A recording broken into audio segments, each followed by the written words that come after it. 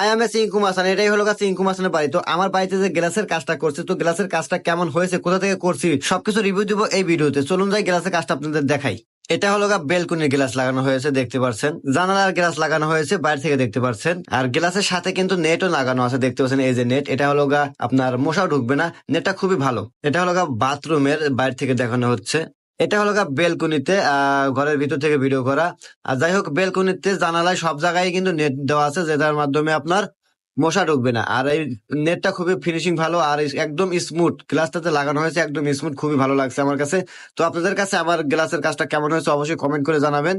আর আমি গ্লাসের কাজটা করাইছি হলো খন্দকার গ্লাস হাউস থেকে। তো আমার বাড়ির গ্লাসের কাজটা কেমন হয়েছে, আপনার কাছে কেমন লেগেছে অবশ্যই কমেন্ট করে জানাবেন। তো আমার মতো এরকম গ্লাসের কাজ করাইতে চাইলে অবশ্যই স্ক্রিনে দেওয়া অ্যাড্রেসে আপনারা যোগাযোগ করবেন। আর তাদের কোম্পানির একটা রিভিউ ভিডিও দেখুন, সম্পূর্ণ ভিডিও দেখবেন। ধন্যবাদ। আসসালামু আলাইকুম। যখন বিশ্ব এগিয়ে যাচ্ছে নতুনের দিকে, কিন্তু বাংলাদেশ এখনো আটকে আছে পুরনো ডিজাইনের